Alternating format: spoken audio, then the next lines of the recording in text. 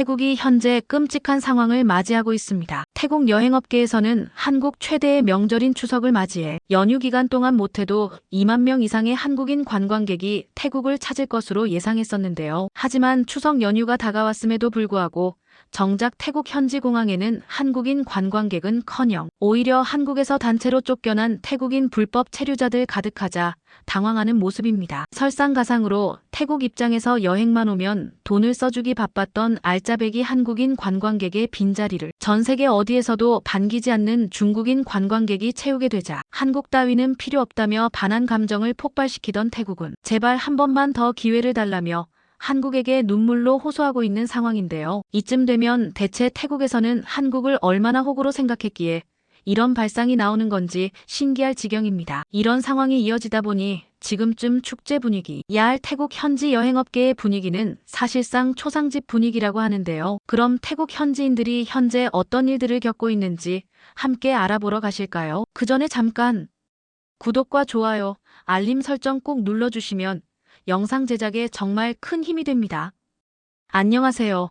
저는 태국 방콕에 있는 한 여행사의 팀장으로 일하고 있는 30대 중반의 아라야라고 합니다. 요즘 태국에서 보내는 하루하루가 정말 고통스럽고 마지막쯤에는 여러분께 꼭 전하고 싶은 이야기가 있어 이렇게 글을 쓰게 되었답니다. 최근 태국에서는 정말 믿기 힘든 일들이 벌어지고 있어요. 며칠 전에 제가 사무실에서 업무를 처리하고 있는데 저희 직원 중 한 명한테 전화가 오더라고요. 그에게서 전화를 받았더니 수완나품 공항 상황이 완전 아수라장이 하는 거 아니겠어요? 뉴스를 보니 한국에서 추방된 태국인 불법 체류자들이 수십만 명이나 한꺼번에 몰려와서 공항이 마비될 지경이라고 하더군요. 저한테 전화를 했다던 직원도 공항이 마비되다 피한 바람에 여행 가이드 업무를 진행하기가 너무 힘들다고 해서 제가 도와주기 위해 직접 공항까지 갔었답니다. 그래서 공항 안에 들어가 보니 그 광경은 정말 충격 그 자체도 아니 무슨 전쟁터도 아니고 공항 전체가 사람들로 가득 차 있었거든요. 뉴스에서 말했던 것처럼 대부분이 한국에서 강제 추방된 불법 체류자들 보이더군요. 물론 일반 승객들도 같이 뒤섞여 있다 보니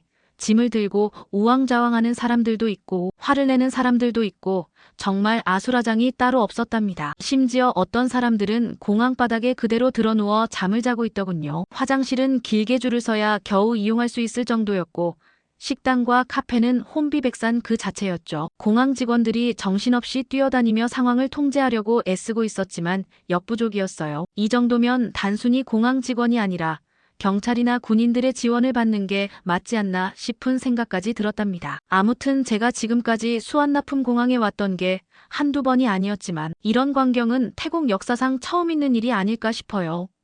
왜 이런 일이 벌어졌는지 알아보니 한국 법무부에서 대대적인 단속을 진행했기 때문이더라고요. 한국 입장에서는 태국인 불법 체류자 문제가 너무 심각해져서 더 이상 방치할 수 없었다는 거죠. 실제로 한국에 체류 중인 태국인 중 무려 78% 불법 체류자라는 통계도 있더라고요. 여러분들은 상상이 되시나요? 태국인이 몇 명 있으면 그중 8명 가까이가 불법으로 체류하고 있었다는 거예요. 솔직히 태국에서 한국으로 넘어간 다음 불법으로 체류하는 사람이 많다는 걸 대충 얘기를 들어서 알고는 있었지만 수치를 들어봤을 때 느낌은 또 다르더군요. 태국 사람들이 이렇게나 많이 불법으로 남의 나라에 머물고 있었다니 정말 놀라울 따름이었습니다. 한국 법무부에서 발표한 자료를 찾아봤는데 단 한 달 만에 13만 명의 불법 체류자가 강제 퇴거 조치를 당했고 그중 10만 명이 태국으로 한 번에 보내줬더라고요. 게다가 3만 명은 자발적으로 귀국했다고 하던데 이 숫자들을 보다 보면 워낙 커서 사실 감조차 안 옵니다. 웬만한 도시 하나 규모의 인원이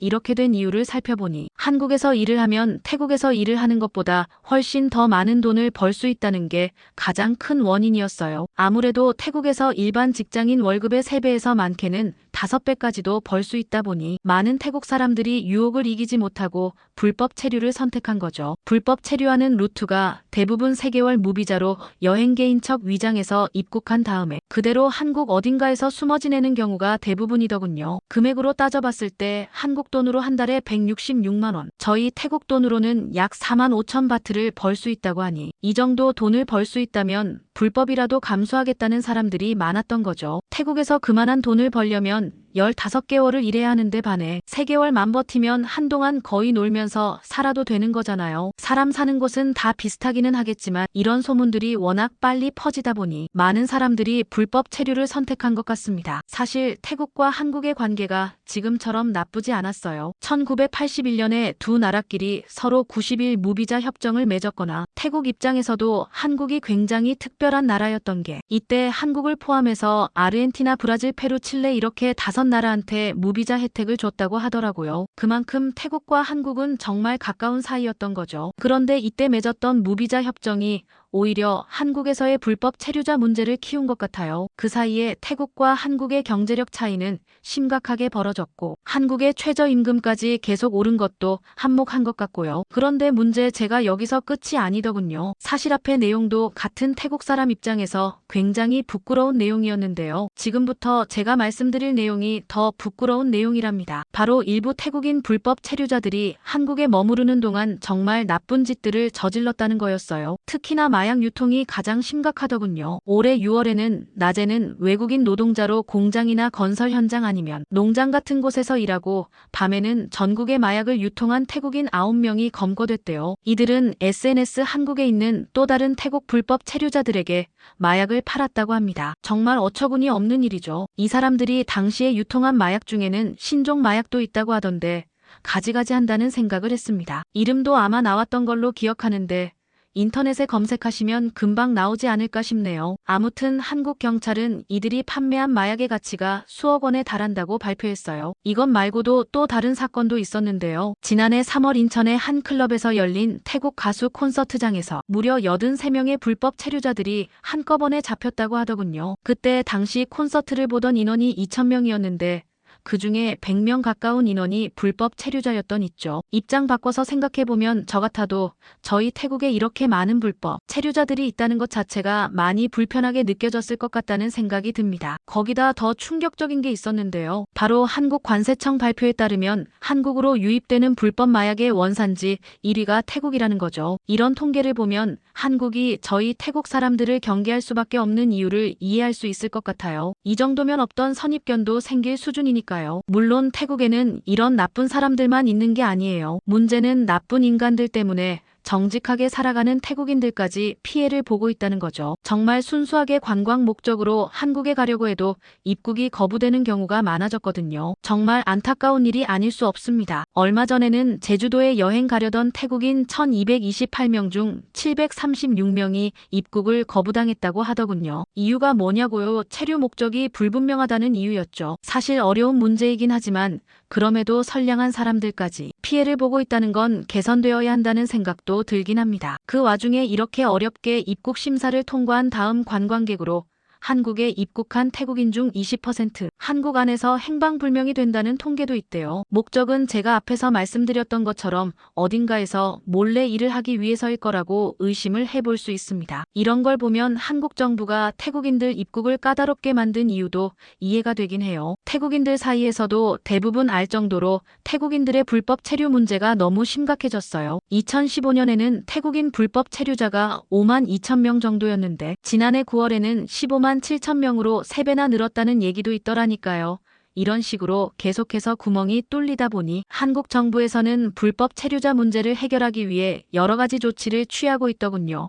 입국 심사를 더 엄격하게 하고 체류 기간을 초과한 사람들을 적극적으로 찾아내고 있죠. 또 불법 고용주들에게 말이죠. 특히 최근에는 전자여행 허가제라는 걸 도입했어요. 이건 한국에 가기 전에 미리 온라인으로 입국 허가를 받는 시스템인데요. 이걸 통해 불법류 가능성이 있는 사람들을 미리 걸러내려고 하는 거죠. 하지만 이 제도 때문에 정말 여행만 가려는 사람들도 불편함을 겪고 있더군요. 그런데 더 큰 문제는 이 사람들이 태국으로 돌아와서 벌이는 행동들이 수완납 공항만 아수라장이 된 게 아니라 태국 전체가 뒤숭숭해 있거든요. 이 사람들이 태국에 돌아와서 아주 뻔뻔한 태도를 보이고 있더라고요. 자기들은 한국에서 배웠던 기술이 있는 고급 인력이라는 이유로 지나치게 높은 월급을 요구한다는 거인 하지만 정작 일을 시켜보면 대부분 불법으로 일했기 때문에 제대로 된 기술은커녕 일도 제대로 안 한다고 하더군요.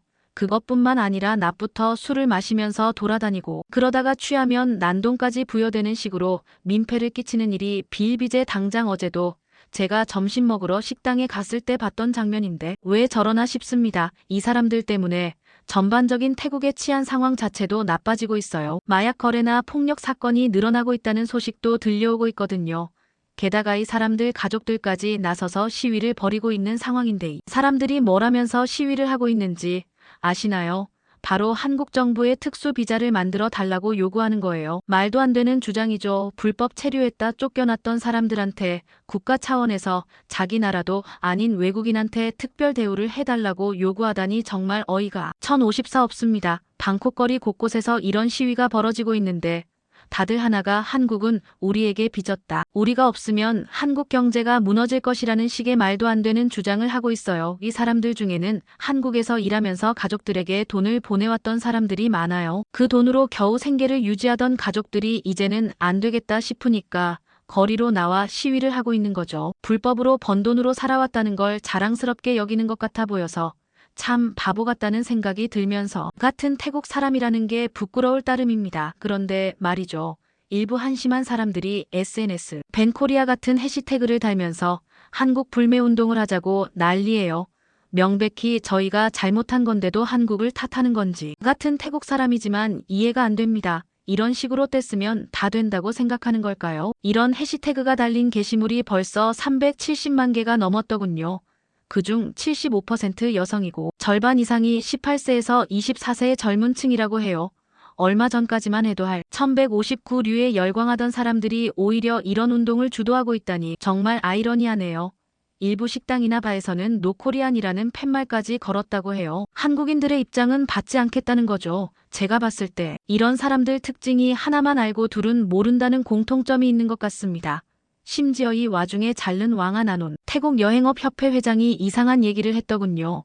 올해 6월에 방콕 포스트와 인터뷰하면서 한국 여행 거부 운동이 일어나기 전에는 한국 인기 여행지였습니다. 이제 그런 시대는 끝났다는 발언을 했거든요. 태국 여행업계를 대표한다는 사람이 어떻게 저런 망언을 할 수 있는 걸까요? 게다가 여기서 끝이 아니고 한국이 태국 관광객들의 신뢰를 되찾는데 최소 2년이 추가로 걸릴 것이라는 발언까지 했던데 정말 어이가 없어요. 오히려 태국이 한국 사람들의 신뢰를 되찾는 데 못해도 연은 넘게 걸리지 않을까요? 회장만 저래도 이해가 안 되는데 부회장도 장난 아니더군요. 8월에는 유타차이 순 돌라 타나버 태국 여행업협회 부회장이 한국 1303 관광지는 수명이 짧다고 하거나 중국이나 일본이 더 좋다는 식의 망언을 했거든요. 그때 부회장의 논리는 이거였어요. 한국의 관광지가 영화나 넷플릭스 때문에 유명해져서 수명이 짧다는 거죠. 심지어 중국이나 일본 여행이 더 저렴하다는 식의 직접적인 비교까지 했더군요. 4일간의 중국 여행은 1인당 약 86만 원으로 한국 여행 비용 약 117만 원보다 저렴하다면서요. 구체적인 금액까지 언급했던 이런 발언들 덕분에 코로나 이전만 해도 태국은 동남아에서 한국을 가장 많이 방문했던 1국가였는데 지금은 5위로 떨어졌대요. 올해 초 4개월 동안 한국을 찾은 태국인 수가 작년 같은 기간보다 21% 줄었다고 해요. 아무래도 태국 여행업계의 가장 높은 사람들 둘이 연속으로 저런 말을 하다 보니 효과가 어마어마했던 거죠. 숫자로 보면 11만 9천 명 정도라고 하던데 베트남이나 필리핀에도 밀리는 숫자입니다. 나중에 이 소식을 접한 한국 정부와 관광공사에서 격하게 항의를 하는 바람에 회장이 사과문을 직접 내서 간신히 진정시켰다 하더라고요. 근데 그 사과문의 내용이 전 되게 이해가 안 됐는데요. 협회의 공식 입장이 아닌 일부 관계자의 개인적 발언이고 한국에 오해와 심려를 끼쳐서 죄송하다는 내용이었어요. 몇 달 전에 회장이 비슷한 망언을 해서 안 그래도 멀어진 태국과 한국 사이를 떨어뜨려 놓았으면서 부회장까지 저런 발언을 하는 바람에 난리가 난 건데 진정성이 너무 떨어지는 사과문 아닌가요? 회장과 부회장이 비슷한 발언을 했으면서 이걸 보고 그 누가 협회의 공식 입장이 아니라고 생각할지 싶습니다. 심지어 저때 했던 말도 그럴듯해 보이긴 하지만 실제로는 굉장히 잘못되었던 게 한국에서는 오히려 놀 곳이 많다 보니 자연스레 돈이 더 많이 나갈 뿐이지 저렴한 금액으로도 재미있게 노는 방법은 엄청나게 많거든요. 반면 한국인들의 태국 방문도 크게 줄었어요. 한국의 한 관광산업연구소와 서울에 위치한 컨슈머 인사이트는 시장조사업체에서 함께 조사한 결과를 보면 태국 여행에 관심이 적어졌다는 한국인들의 응답이 작년 36%, 올해 81% 올랐더라고요. 태국 여행에 관심이 떨어진 사람이 1년 만에 2배나 증가한 거주의 정도 수치는 조사를 시작한 이래 가장 높은 수준이라고 해요. 사실 제가 일하고 있는 태국 여행업계에서는 올해 한국인 관광객 수가 역대 최고인 200만 명을 넘을 거라고 예상했었습니다. 그래서 한국의 최대 명절 중 하나인 추석 연휴 때 최소 2만 3천 명의 한국인들이 태국을 찾을 거라고 기대하고 있었죠. 그래서 모든 준비를 마치고 기다리고 있었는데 현실은 정반대인 상황입니다. 추석 연휴가 임박했는데도 불구하고 한국인 관광객은 거의 찾아보기 힘들 정도로 줄어들었거든요. 이런 상황이 계속되면 태국 관광업계는 정말 큰 타격을 입을 거라고 생각합니다. 지금도 이미 많은 여행사들이 문을 닫고 있으니까요. 제가 일하는 여행사만 해도 실적이 바닥을 치고 있어요. 한국에서 오는 관광객들이 급격히 줄어들었으니 당연한 수준이죠. 심지어 한국의 여행사들과 만든 여행 상품들도 모두 취소되고 있는 상황인데요. 며칠 전에는 한국의 파트너 여행사에서 일방적으로 계약 해지를 통보해 오더라고요. 정말 끔찍한 상황이 아닐 수 없습니다. 이건 저희 회사만의 문제가 아닌 게 주변의 다른 여행사들도 다 비슷한 상황이거든요. 태국의 관광업계 전체가 무너지고 있다고 해도 과언이 아니에요. 이대로 가다간 정말 태국이 망할 것 같아서 한국에서 제발 도와주셨으면 하는 바람뿐입니다. 사실 태국의 관광업은 한국 관광객들에게 많이 의존하고 있었어요. 코로나 이전까지만 해도 태국은 동남아 국가 중 한국인들이 가장 많이 찾는 나라였어요. 그런데 지금은 베트남과 필리핀에 밀려 3위로 추락했습니다. 한국 분들이 보실 때 자업자득이라는 생각이 들 것 같은 게 이런 상황을 만든 게 다 저희 태국인들이 저지른 실수 때문이잖아요. 그러고 보니 중국인 관광객들도 너네 먹여 살려주지 않냐고 생각하는 분들도 계실 것 같은데요. 그 말은 반은 맞고 반은 틀렸습니다. 실적 같은 데이터로만 따져봤을 때는 괜찮아 보일 수 있지만 좀 더 자세히 살펴보면 저희 태국 입장에서는 정작 손해일 가능성이 매우 크거든요. 실제로 한국인 관광객이 줄어든 대신에 중국인 관광객은 거의 코로나 이전 수준으로까지 회복된 게 맞습니다. 근데 이게 문제인 이유가 중국인 관광객들은 한국인 관광객들과 비교했을 때 상대적으로 예의가 없고 민폐를 끼치는 경우가 많다 보니 현지 사람들 사이에서도 골칫 덩어리예요. 관광객 머릿수는 분명히 많아졌지만 정작 와서 돈은 안 쓰대다가 계속해서 물건을 부수거나 시끄럽게 굴고 취한 경우에는 노상 방류까지 하고 돌아간다니까. 뒤에서 처리하는 입장에서도 정말 미칠 노루다. 그래서 이걸 받아야 하나 말아야 하나 고민되는 지경이지만 그래도 저희가 먹고 살긴 해야 하니 하는 수 없이 받을 수밖에 없는 상황이랍니다. 그런데 말이죠. 저희 태국의 국방부 장관은 대체 뭐 하는 분인지 모르겠어요. 얼마 전에 군사력으로 한국은 언제든 제압할 수 있다거나 서울을 3시간 만에 불바다로 만들 수 있다는 식의 말도 안 되는 소리를 했거든요. 태국과 중국은 2015년부터 매년 공군 합동훈련을 해왔거든요. 올해는 특수작전 병력까지 투입됐다고 하던데 아마 이런 훈련을 몇 번 했다고 해서 한국을 위협할 수 있을 거라고 생각하는 모양이더군요. 저도 잘 몰라서 전문가들이 말하는 걸 찾아봤는데 전문가들 말로는 한국과 태국의 군사력은 비교조차 되지 않는다고 하더라고요. 한국은 세계 5위의 군사 강국이고 태국은 25위 정도라고 합니다. 병력 수만 봐도 한국 육군은 55만 명인데 태국은 16만 명 수준인데다가 태국에서 쓰는 국방비 예산도 한국과 비교했을 때 한국의 1분의 수준이라고 하고요. 무기 체계도 크게 차이가 난다고 하던데 한국은 첨단 무기들을 자체 개발하고 있을 뿐만 아니라 세계 각국에 수출까지 하고 있다더군요. 반면 태국은 아직 많은 부분을 수입에 의존하고 있는 데다가 한국에서 수입해서 사용하는 무기도 있다고 합니다. 이런 상황에서 어떻게 한국을 제압할 수 있다고 말할 수 있는 건지 태국인을 대표해서 말씀드리면 여러분들이 그냥 저희를 너무 밉게 보지 말고 차라리 귀엽게 봐주셨으면 합니다. 부탁드릴게요. 솔직히 여러분들이 별거 아니라고 생각하실 수 있겠지만 저는 이 자리에 오르기까지 정말 열심히 노력했어요. 밤낮으로 공부하고 일하면서 여기까지 온 거거든요. 저런 비상식적인 발언을 잊을만 하면 해되는 사람들 때문에 제 노력이 물거품이 될까봐 너무 속상합니다. 태국 여행업계가 이대로 무너져버리면 저희 같은 사람들은 어떻게 살아야 할까? 지금 태국 전체가 정말 큰 위기에 빠져 있어요. 아까 말씀드렸던 것처럼 한국에서 강제 추방된 불법 체류자들이 돌아오면서 여러 가지 사회 문제가 발생하고 있거든요. 범죄율이 높아지고 실업률도 올라가고 있죠. 게다가 이 사람들 중 상당수가 한국에서 벌어온 돈으로 가족들의 생계를 유지하고 있었는데 이제 그마저도 끊겼으니 경제적으로도 태국은 멈춘 거나 다름없는 상태입니다. 상황이 얼마나 심각하냐면 우선 농촌 같은 경우에는 젊은 사람들이 한국에 넘어간 다음 돈을 벌어서 고향에 생활비를 보내는 시기였거든요. 그러면 그 돈으로 농사를 짓고 아이들 학비도 되고 했는데 이제 그런 돈줄 자체가 끊기다 보니까 생활이 불가능한 거죠. 방콕 같은 대도시들도 별반 다를 것 없긴 해요. 아까 제가 말씀드린 것처럼 한국에서 돌아온 사람들이 일자리를 찾지 못해서 거리를 배회하고 있을 뿐만 아니라 일부는 한국에서 저질렀던 것처럼 범죄를 저지르기도 하거든요.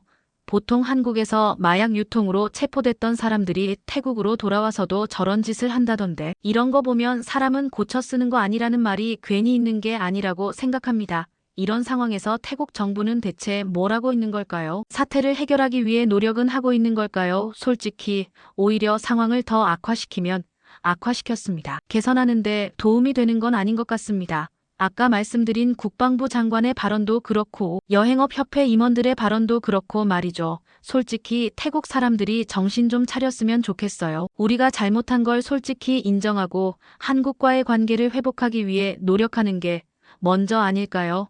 진짜 태국을 사랑하는 애국자라는 분명히 저처럼 생각할 거라고 봅니다. 바뀌어야 할 것들이 한두 가지가 아닌 것 같은데. 우선 SNS 밴 코리아 같은 해시태그를 사용하는 걸 제발 멈췄으면 좋겠네요. 오히려 상황을 더 악화시키는 바보 같은 행동이니까 더군다나 태국에는 한국을 좋아하는 사람들이 정말 많은데 이런 식으로 혐오를 퍼뜨리는 건 무슨 논리인지 모르겠어요. 태국이 망하길 바라는 어떤 소수의 집단이 일부러 유도하고 있는 건가 싶기도 하네요. 이런 일들이 연달아 일어나면서 제가 이런 문제들이 생긴 근본적인 원인을 한번 찾아봤는데 제가 내린 결론은 바로 태국의 경제 상황이 심각하기 때문이라고 생각해요. 여러분들도 아시다시피 태국은 오랫동안 경제 성장이 둔화되었고 그렇다 보니 수많은 태국 사람들이 더 나은 기회를 찾아 해외로 나가려고 하는 거죠.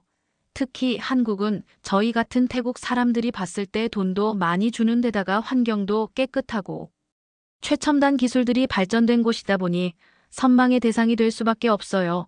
물론 태국의 이런 내부적인 문제를 한국 같은 남미 나라까지 가서 불법적인 방법으로 해결하려고 하는 건 안 되겠죠. 결과가 어떻게 되었던지 간에 태국의 경제를 발전시키는 게 먼저일 테니까요.